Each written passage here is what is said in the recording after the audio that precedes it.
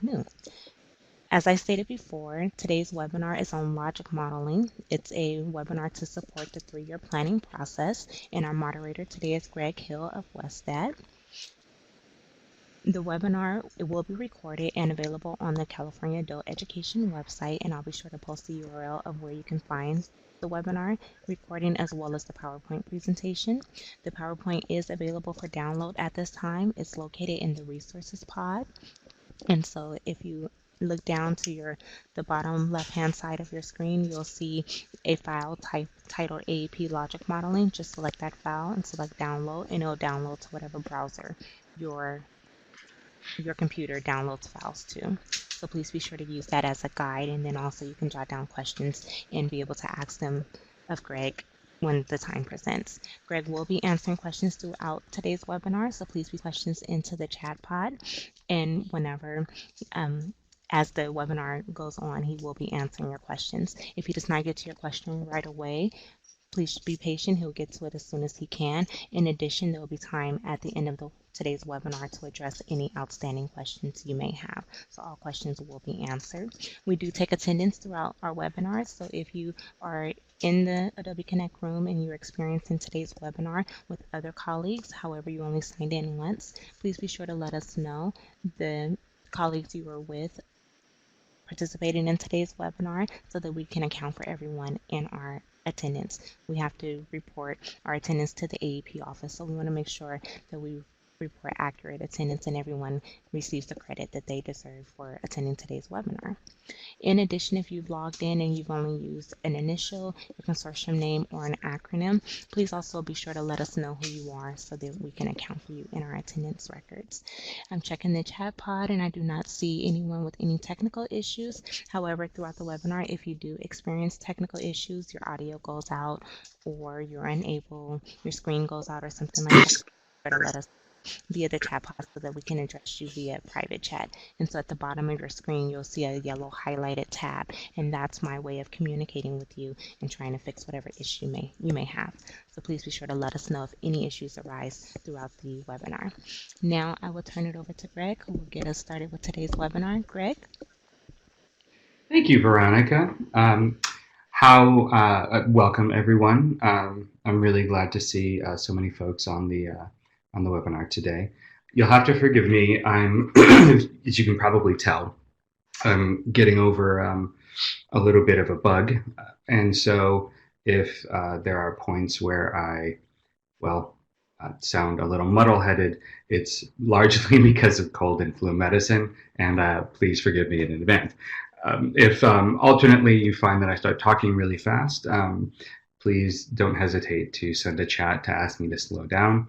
Who knows, I might get a burst of energy, but then feel terrible, which is usually how this little bug has been. So anyway, just moving on. So today's webinar is on logic modeling, and more accurately, it's really a kind of just really an introduction to logic modeling within the context of the AEP 3-year plan. Right off the bat, I would say that there's great value in learning to develop logic models and of course developing them in conjunction with partners and stakeholders. And would like to preemptively say that if by the end of this webinar you feel like it'd be valuable to have facilitated conversation, have a TAP facilitate a logic modeling workshop or something along those lines, please do reach out to TAP and let them know. In my experience, I found them to be really productive, and they really go a long way toward helping really firm up the shared vision of a consortium and really clarify sort of the underlying assumptions and expectations about how it is that a given approach might yield results, anticipated results. Anyway, okay, moving on. Okay, what is a logic model? For those of you unfamiliar with what a logic model is, it is essentially a systematic and visual way to present and share your understanding of the relationships among resources you have to operate your program, the activities you plan, and the changes or results you hope to achieve. That's from the Kellogg Guide for Developing Logic Models. But simply put, it is a visual expression of how you believe your program is going to work and the results you expect to achieve as a consequence of them. If you were to Google logic model examples like I did here, you will find lots and lots of them. Some of them are highly complex with lots of arrows. Some of them are not. There is no right way to do it, or rather, there are several right ways to develop a logic model. We've chosen this particular model, the one that's in the template, for some strategic reasons. Simply that we believe that the model proposed in that template, I think, is the best expression of a logic model structure that really kind of adheres to a causal chain. In other words, it's a lot easier to actually fill out than some of the other ones. But as I was saying, there are lots of complex examples. But in the end, they all really boil down to a chain of inputs, outputs, and outcomes. Inputs would represent more or less what you will do or provide, right? And that would also be inclusive of all the resources you need to do them, because that would assume you have access to the resources you need in order to implement a program, project, initiative, so on and so forth. Outputs would be what you expect to see directly as a result. These are the tangible outcomes, or rather, sorry, not outcomes, sorry. These are the tangible results. Products is a good word, in that they tend to be more or less immediate and much more measurable than, say, an outcome, which is the higher order change that you would expect to follow logically from the fruits of your labor. Typically, an outcome, would regard changes in a community long term. Most often, for larger initiatives, you wouldn't see those changes within under 5 years, though it depends on the scale of the project. Additionally, and this is in the logic model template for the 3-year plan, it's often valuable to provide additional contextual information. For the AEP logic model, we've included assumptions and external factors, and we'll go into definitions in just a moment. There are other bits of contextual information that some logic models will also incorporate, and as you are developing yours, feel free to experiment with those. Some of those include, and some of them actually are really are presuppositions. So, for example, you will commonly find a situation, which would be the expression of the need or the problem that your logic model / program is looking to address. There are really a number of them, but the most common you'll find are assumptions and external factors. Before getting into those definitions, just stepping back to that sort of broad strokes notion of what a logic model is, it can often be helpful to think about a logic model, or at least the components, in terms of a series of if-then statements, right? So basically, inputs, if we have the resources, and conduct these activities, do these things, right? Then that would yield these direct results / products. And those would be your outputs. Likewise, if your activities yield the outputs you expect, in other words, if all that works to plan, then we would anticipate participants and our communities would benefit and change in XYZ ways. Again, and these would be much more intangible. Just a quick look at the logic model template. If you haven't downloaded this, FYI, it is located in the AEP template, the big one. It's really just one document, and there are instructions on how to unlock it. You can feel free to extract it and put it into Excel or whatever format you think will make the most sense. Oh, hi, Eileen. Thank you, by the way, for your good wishes, kind words. Anyway, so please do download that if you haven't already, and familiarize yourself with it. Um, so the components that are in the AEP logic model are these, right? Inputs, activities, outputs, and then we've broken out outcomes into three different sections, right? Short-term or immediate, intermediate outcomes, and then long-term. Um, it looks like, oh, Mila, is ever am I coming through okay now? If not, please do, yeah, say so. Excellent, thank you, Veronica. Um, Inputs, as I was saying, are the resources you have or need in order to do your work. So this would be students, faculty, facilities, additional funding, computers, textbooks, curriculum, all the stuff that you either have or, again, need, and in many cases, perhaps even take for granted that you might need. And activities are what you plan to do to bring about the change, right? Using all the resources you have.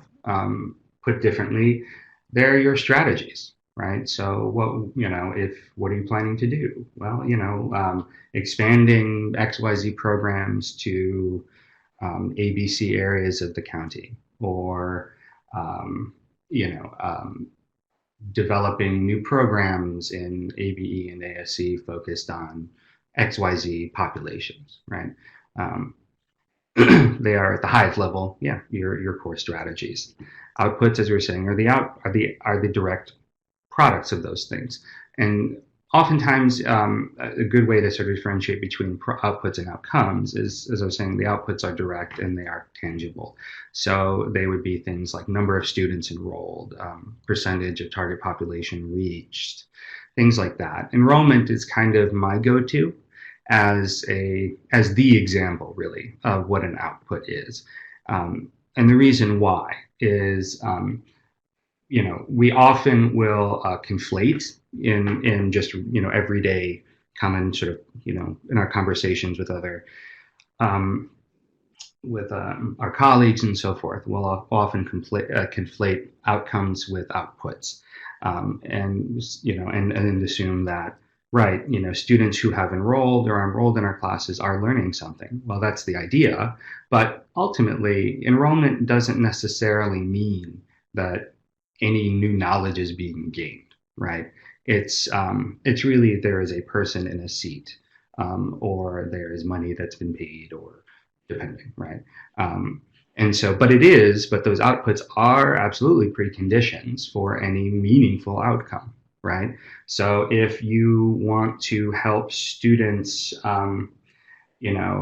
develop um, capacity and financial literacy and mathematics, there has to be a tangible mechanism to do that, right? And so they're not going to learn anything unless they're enrolled in classes. They have to be in classes in order to receive the instruction, and then hopefully, if the instruction is good and the curriculum is strong, then you'll see changes in students' attitudes toward the topic, attitudes toward whatever, their knowledge of the topic, which consequently would ideally result in changes in behavior.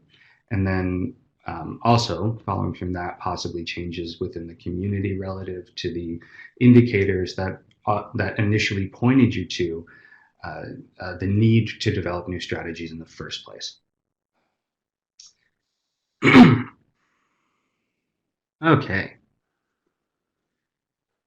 Continued outcomes, right? So as I was saying, the changes or benefits you expect to see as a result. So the immediate outcomes are just like they sound, right? They're the specific changes in participants' awareness, knowledge, skills, etc., level of functioning that serve as a precondition for intermediate or long-term outcomes.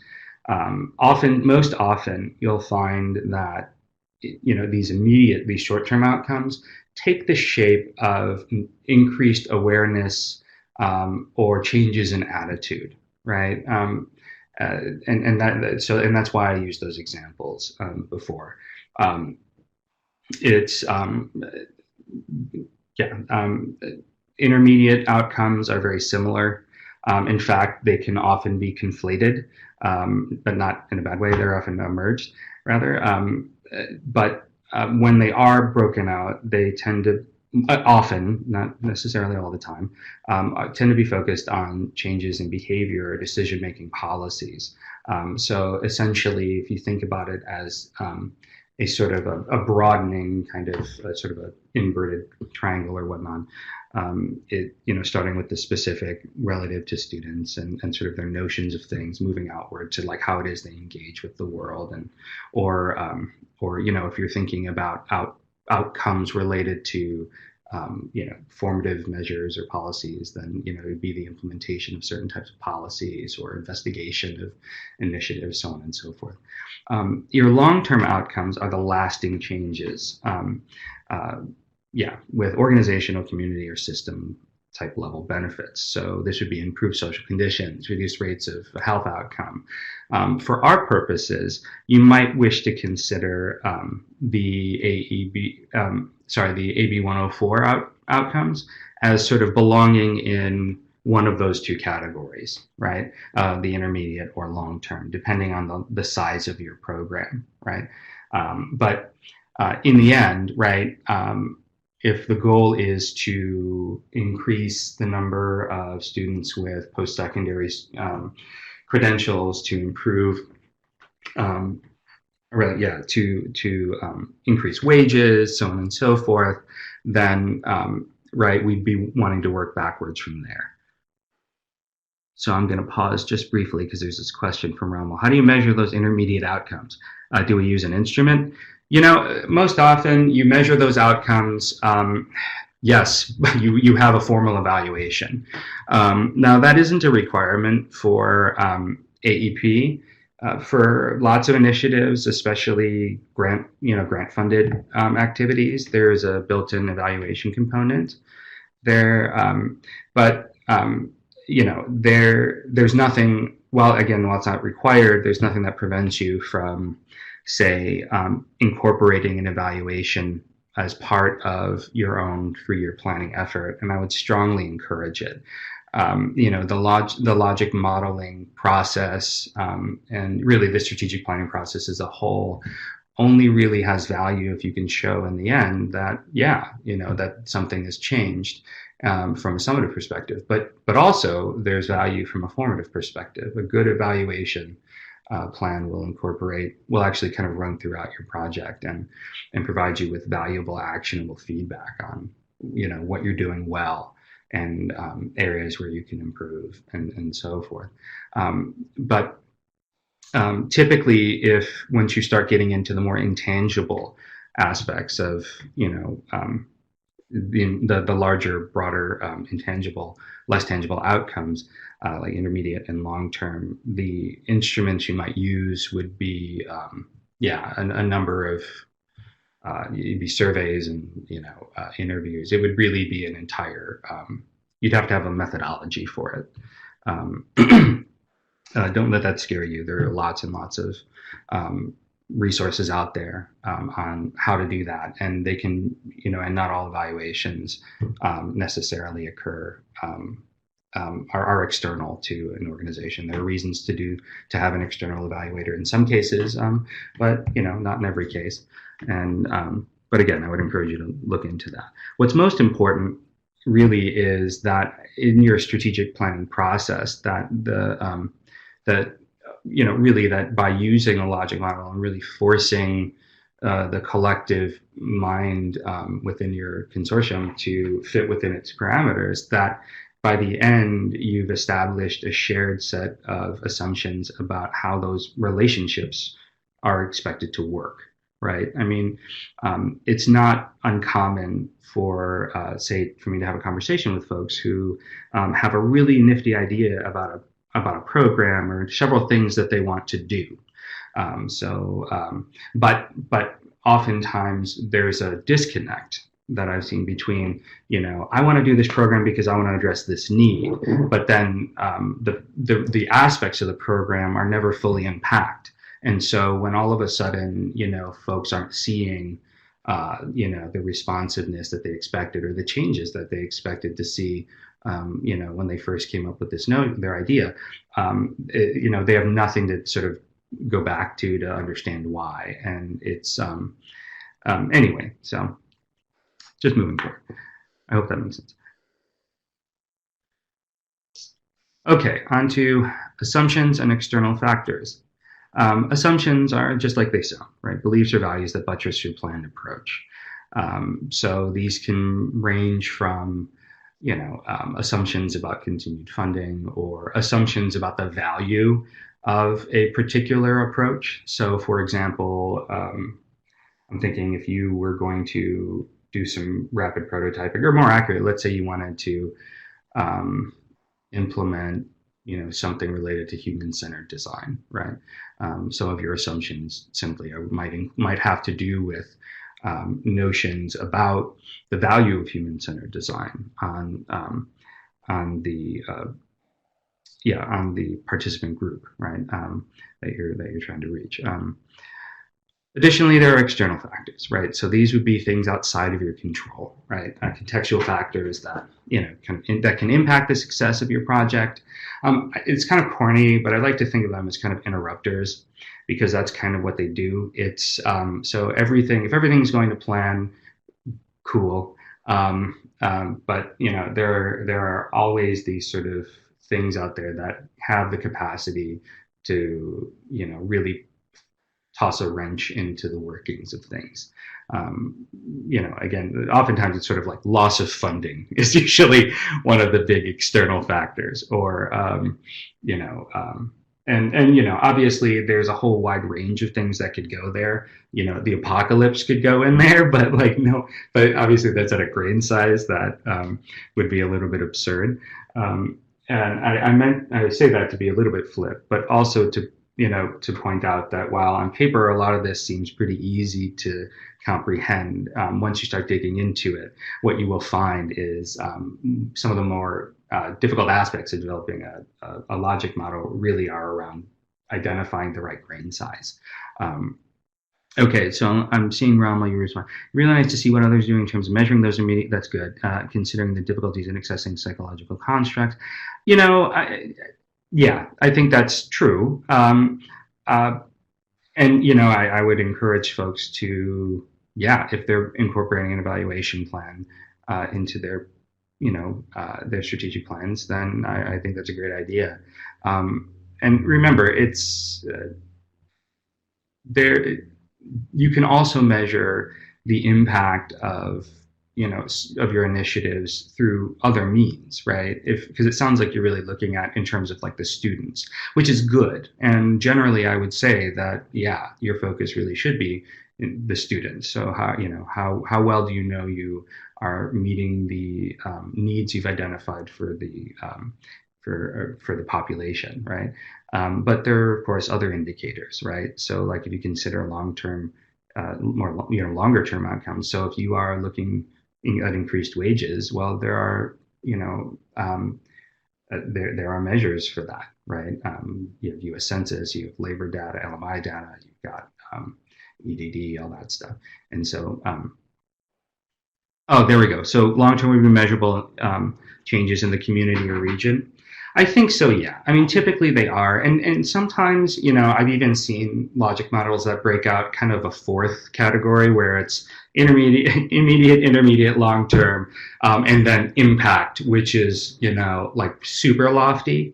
But, and I suppose you could do that. But at least that's how I've been thinking about it. Yeah, that they're really kind of, it's meant, the long-term outcomes really are meant to be an expression of the vision, right, that you have for that community, for your community. So, I mean, and simply put, I could even imagine folks putting down just AB 104 outcomes here and having that work. And I don't think that would be wrong necessarily.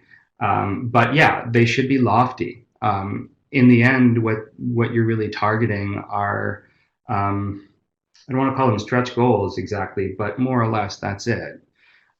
So yeah, Dana, that's exactly right. Although, let me put it differently, Most often, yes, but I wouldn't necessarily limit it to them. But they are bigger, right, than certainly short term and much more difficult to measure. In the template, I think they're broken out by year ranges. So, like, um, immediate is within the first year, intermediate is between 1 and 3, and then long term are between 1 and 5, or like 3 and 5 or so. There are other ways you can consider sort of breaking up those outcomes. I've seen it where some folks, I think University of Wisconsin, who's has well, the Wisconsin Extension actually has a number of resources on logic modeling and their particular approach. I want to say that they break them up by it's something like knowledge, action, and then impact, right? And so that's another way of thinking about it. Okay, so all that sounds novel, but let's look at some examples. I think that it'll start to make a lot more sense once we start looking at some of these. I will warn you that not all of them are entirely serious. That doesn't mean they're wrong or bad. It just means that it gets boring sometimes if we don't have a little bit of fun. I will also add that not all of them are related to education. And that was a little bit purposeful, as while there are more than enough examples out there for folks to find. What I didn't want to inadvertently promote is the idea that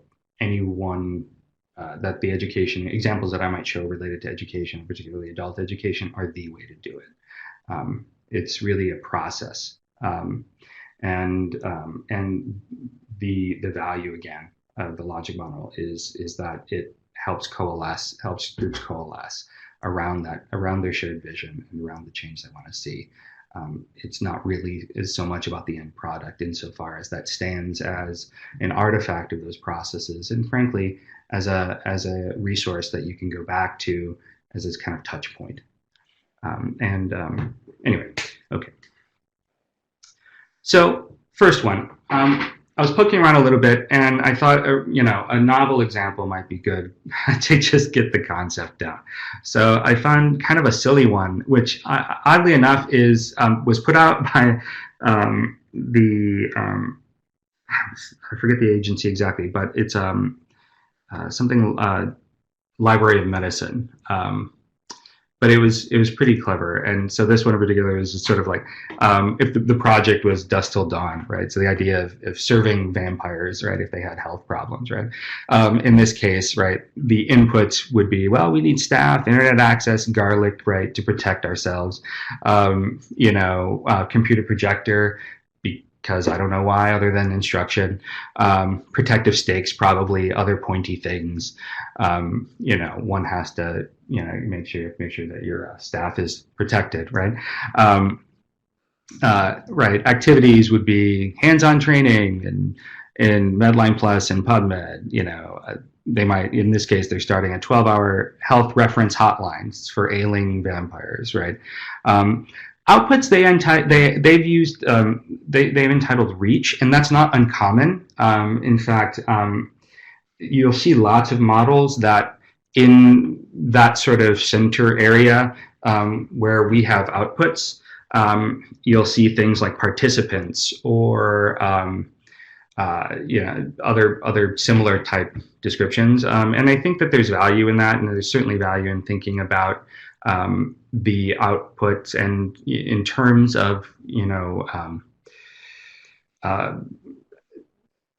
being able to measure them in terms of the impact or the reach they're having relative to your populations of need.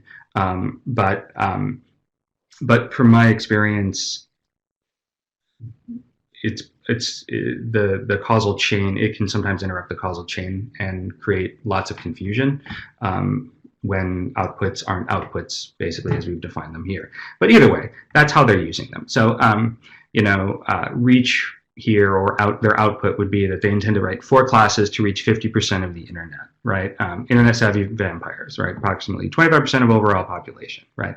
I think this is probably pretty silly, but pretty good in that, notice it's tangible. So they're starting these activities, yada, yada, yada, and they know that, okay, what would be evidence of completion of those activities or success generally, right?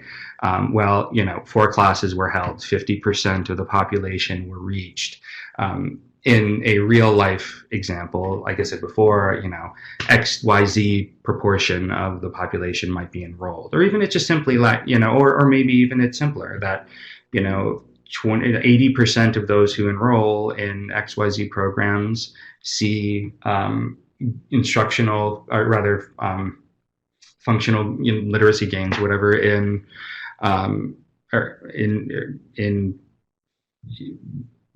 within a year or something. Who knows, right? Or that they just simply see they move up at least one level or something, right? And so it's tangible. It shows that at a very minimum, people are doing the things that you set out to do, and they are at least receiving some benefit, at least in the form of, again, sort of really the sort of benchmark interim type achievements that need to occur in order to see the long range plan come to fruition. Right. Once we start getting into these outcomes, right, they start to get broader, right? But take note of, some of the verbs here, right? So, the vampires find that the classes, they find them to be engaging and relevant to their lives. So this is a change in attitude, right? They demonstrate that they learn how to find resources. This one's a little bit complicated because it's difficult to prove, but that's okay. There are ways to do it, and it's relatively low-hanging fruit, right? If we imagine shifting back, Ronald, to some of your questions about, how do you measure it? Well, if, say, you wanted to, one of your short-term outcomes is that students demonstrate a command of, the English language or mathematics, blah, blah, blah, that might be measured by, and there are lots of ways to do this, but one of the indicators might be grade point, right, average. It might be grades. It might be, it could be success on tests, things like that. There are other measures. So yeah, as we move from left to right, it gets broader, right? And so it's like, these folks use this research and for themselves, they're brood, right? And then long term, vampires have improved health, right? So this is huge, right? So they last longer and they're stronger, and they stop killing people, right? Right. Some of the assumptions I find pretty funny, but not wrong, right? Vampires are willing to share; they want to come in. That's a fair assumption, right? If you're thinking about starting a program, you're assuming that the population is there that actually needs this, right? Or more importantly, actually, you should have done your homework to know whether the need is there. More accurately, it ends up being something like that they'll actually show up, that your activities recruiting them would be successful, perhaps. And likewise in this particular case, since there's some certainly danger involved, right? You've got librarians who will be willing to teach them, et cetera. And then, of course, external factors, you can take a look at here too. And these are, again, things that would be outside of your control, and, yada, yada, yada. Okay. So I'm going to pause quickly. I know that was silly, but does anybody have any questions so far? I've got a couple more examples here for us to look at, and so don't fret. But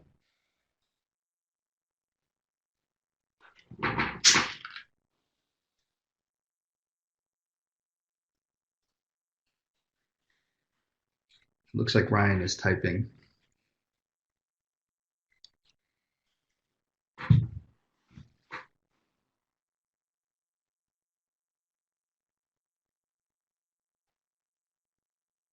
Okay. Will it be mandatory to submit goals in a logic model format? That's a great question. So in the AEP template, there's really just one goal that's required, and that's more, I mean, if you're familiar with the phrase theory of change, I would liken it more to that. It's the sort of overarching goal that you're really looking to achieve over the 3 year period or whatnot. It should be big. It could be akin to your vision or mission. Um, I like the idea of using a theory of change model because it articulates uh, the participants and really tries to be a little more concrete than say vision or mission statements. But that's the only so that's one goal you have to provide, and that is part of the logic model, sort of. There are, however, progress indicators that you're expected to provide. I think there are 3 to 5 progress indicators, which are absolutely objectives. They are goals. If you really, and while I wasn't planning to get into that too deeply here, if you were to think about the role that those objectives have relative to the logic model, they would essentially line up to the left, right? They would say, this is the thing we want to do. This is what we need. This is what we, or, this is what we're going to actually, our activities to meet us there, yada, yada, yada. Okay. Most often, right, those things will kind of be drawn in one form or another, in terms of like your indicators of progress would be drawn from either your outputs or your short-term outcomes, simply because of the time frame, and because they're tangible. We do have a 3 year planning sequence webinar in January, and so the plan is to make that a bigger part of it, to make that conversation a part of that sequence, and so there's another opportunity. Awesome, thanks, Ryan.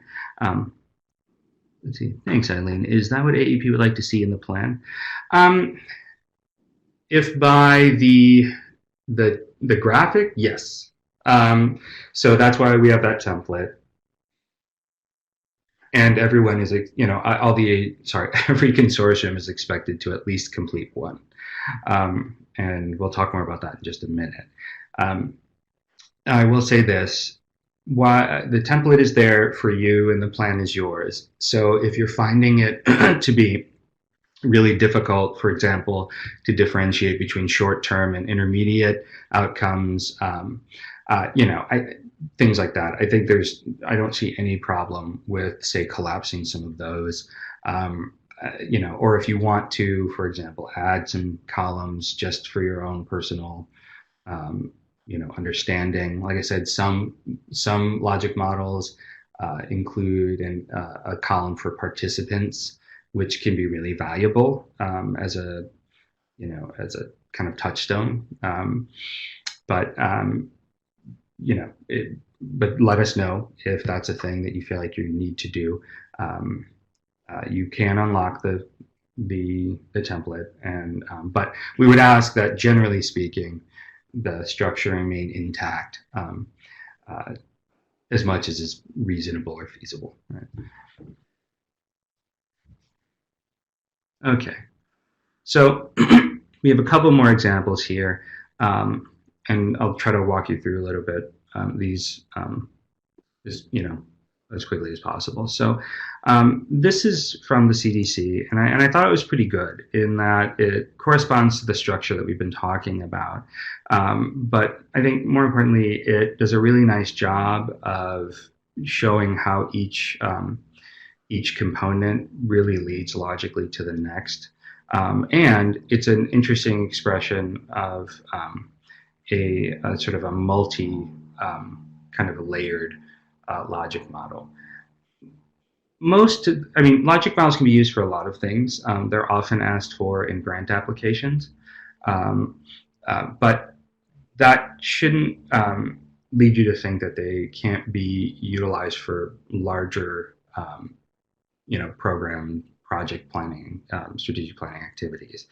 And I think this is a good example of how you can reckon with that, right? So in this case, the resources they're working with is like they have fitness center, this employee input and direction, and then they have some resources they need around promoting or incentivizing use of the fitness center, right? And so across from left to right, you've got they really do lead naturally. So, okay, you've got the fitness center. What are the activities, right? You're going to provide one-on-one training, physical activity, competitions, yada, yada, yada. What will that result in? Increased fitness center use. Notice it's not increased fitness, right? It's use of the facilities. That's an output. Fitness, right, which is the broader goal, would fall somewhere in the world of an outcome, right? Um, we have here, what was this, input and direction, support from administration, blah, blah, blah. All right, employee input and direction via email communication, active living, blah, blah, classes, outputs, mutual accountability between mass transit personnel and mass transit district employees. This kind of verges on an outcome, but okay, it seems to fall within the realm of process and what is practical, so I could imagine it living there. And then when we get into the outcomes, right, we have this particular project organized them around these sort of key processes, right, relative to the users, which I think is good. Cognitive processes, increased understanding, increased problem solving, right? Behavioral processes, increased self-confidence. These are all, by the way, good examples of the kinds of things that you would commonly see in a logic model, say that's focused on a particular participant group, right? And then long-term would be, they go bigger, they keep using it, fewer medical claims, right? So if you're thinking about, well, how big is big when it comes to a long-term outcome, right? Reduction in medical claims, right, is a pretty big one, right? But anyway, okay, so we got a question from Emma. Just to clarify, point of view, logic model. We submit one document on behalf of the consortium. Thank you, Emma. What level of detail are we required to share in this document? I have 8 members. Are we using the weeds, trees, or forest level? That's nice. I want to use that. Weeds, trees, or forest. I've never heard that. Well, that's a great question, and that's where we're actually going. Before that, just one more example, and you can look at this on your own, but I'll keep it on the screen for a minute. This one is related to education. It's from an IES guidance document on developing a logic model, and I think it's pretty good. Notice the long-term outcomes, there's just one, right? And you will likely find that as you move from short-term to long-term, that you should get fewer, or most likely will. But again, want to highlight that if you look at some of those short-term outcomes, right, you're seeing changes in, right, where we talk about attitudes, right, knowledge, etc. Okay, so to Emma's question, and no doubt the question that's on most of your minds, how do we do this at a consortium level? There are a few ways to do this. And I'm going to talk about it in the context of a nested logic model, but that doesn't necessarily mean that you have to do it as a nested logic model. It's really just a way of thinking about how it is that your consortium logic model could, what relation it might have to the activities of individual members, right?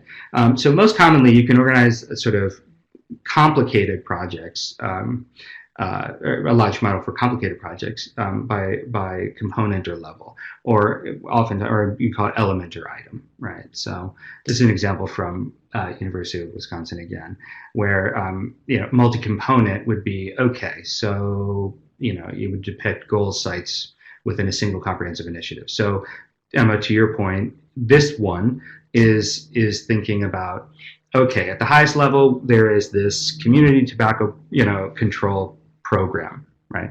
And for it, there are larger inputs, outputs, outcomes, right? But then all of those would, in some form or another, relate to other sub kind of initiatives, if you will, or sub goals, right? That would ladder up to the large 3-year plan, right? And so that's where we're talking about. Inputs and output, inputs, activities, outputs.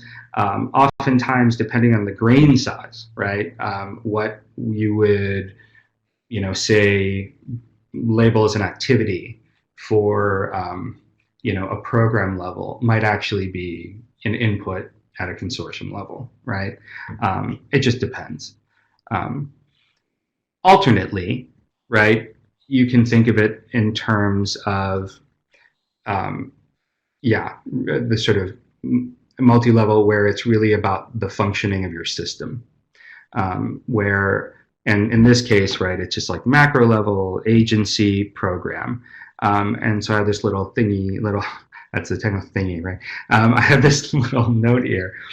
So, this could easily be adapted to consortium agency program, or I think more accurately, program agency, right?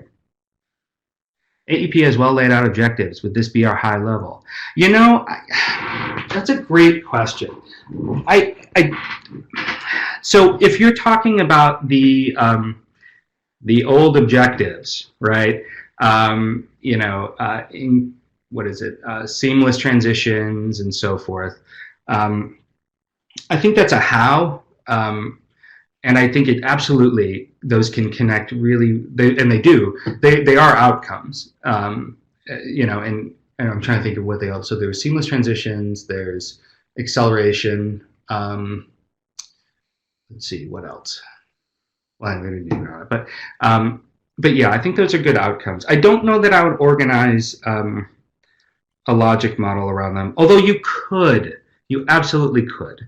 The only reason I might caution you there is because a lot of people had difficulty interpreting those and got very much in the weeds. But if say you have some consensus within your consortium around what those, what those outcomes would look like within your community, and you want to use those as sort of your framing device, I think that's great. I think it'd work really well.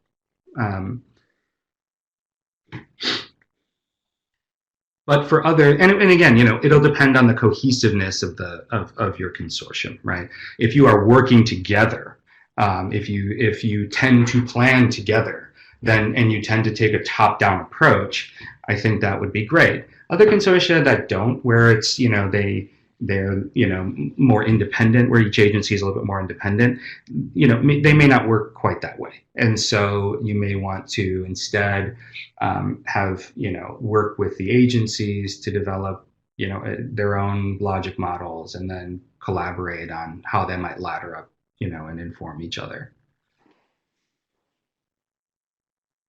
Does that help, Emma?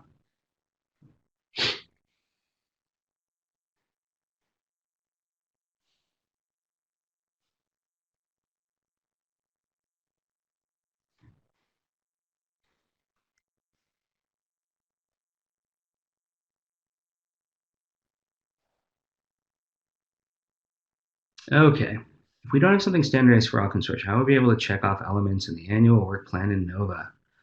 Would they be able to program thousands of goals? They're not going to do that. No. I see what you mean. No. No, Emma, that's great. Do that. I think no. It's meant to. So that I have two responses. Branka, that's a great point.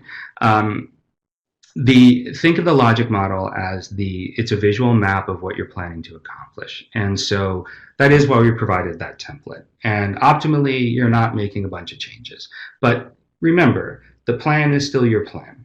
And if for some people, it's they need additional features in order for it to communicate most clearly to the stakeholders, then you can do that. But it's not as though folks, after you submit your plans, will be going into your logic models and extracting all sorts of stuff, right? It's really just, the only items that may be extracted, and even that, I'm not even sure if that's true, would be those those sort of progress indicators, which absolutely should, align to, the outputs and the outcomes of your logic model. But those would likely also align to your, and well, they would absolutely have to, in some form or another, align to the to the strategies you proposed, right? It's really, I mean, all the logic model really does is it lays bare the inherent logic of your plan, right? And again, the example I like to use is the notion that by creating a class and having students enroll will yield changes. Well, there's a lot that happens, right, between students enrolling in a class and and and individuals within your community having higher levels of literacy, right? Um, and so, what the logic model makes you do is it forces you to lay out, well, okay, so if I have this ESL class, right, how is it that I'm going to connect the provision of instruction, right, to the larger initiatives. And you may find that you have to augment or adjust your program. So, for example, if you have seen by conducting your community needs assessment that there is an enormous gap, right, in programs or better yet, not even programs, but let's say you have a super high ESL population, and you are importing lots of workers from outside of a 30-mile radius to, I don't know, to do farm work, right? While at the same time you have a large population within that 30-mile radius who are unemployed, right?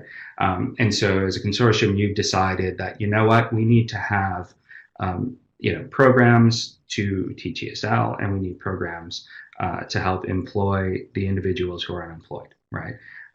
So if you just have an ESL class, it's not going to necessarily follow, right, that just because you're learning English better, that it's going to expedite your transition into a job, especially if those are skilled jobs. Although, yes, absolutely it will in some form or another. But if you really want to see that change, and if you're trying to make that part of if you're trying to make a concerted effort to sort of really see that population flourish, then you'd have to say, okay, you're going to open up an ESL class, and you are also going to coordinate that with workforce training provided by the WIB. That may also mean that you're going to provide Spanish language GED classes, and maybe that might also mean that you provide all of those classes within the context of an employer-based program, right? And so it's and maybe you come up with all that beforehand, and that's great. But by kind of going through this process, what I think you'll find is you'll get lots of creative thinking out of it, and again, it'll really build consensus. So, okay, I don't know. I hope that helps, Bronco. I'm not sure I entirely answered your question, but I hope so. But no, you shouldn't have thousands of goals. So a logic model. So is a logic model a strategic plan? It is a visual. I would say this. It is a visual expression of one. Yeah, absolutely. Think of it this way: when you're done, you should be able to carry around this logic model, and that, I think, for all of you who, when people, what do you do? What are you doing? This is it, right? You should be able to pull that out.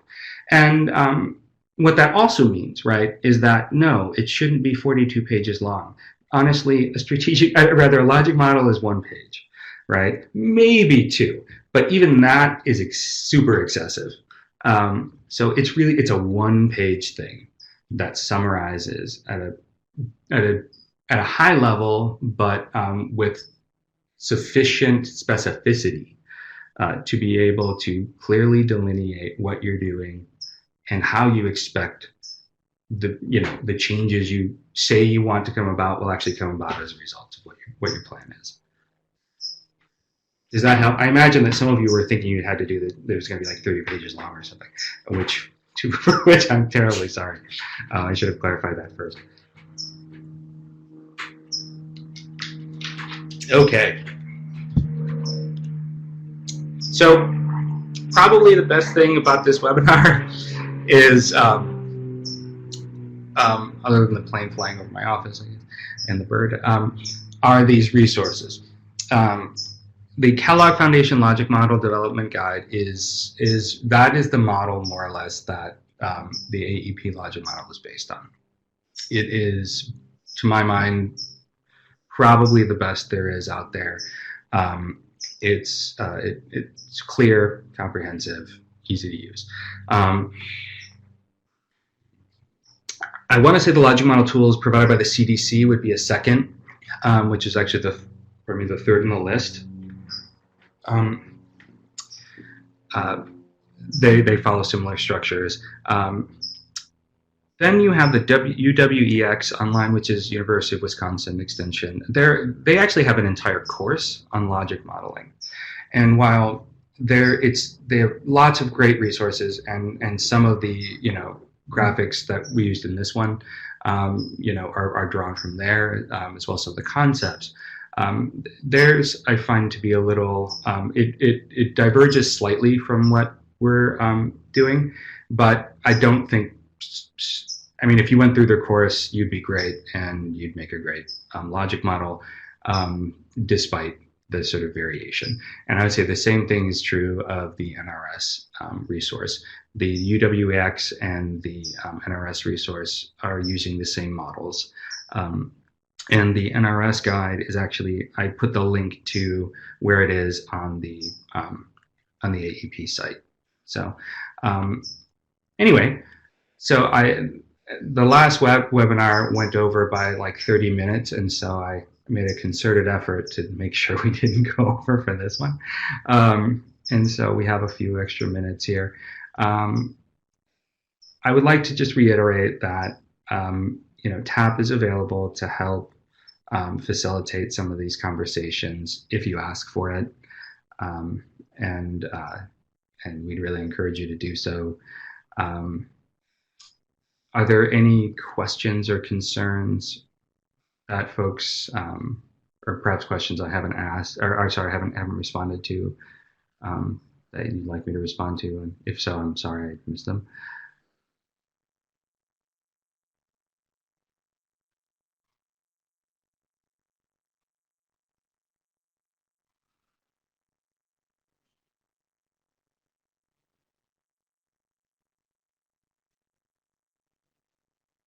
Well, thanks, Bronca.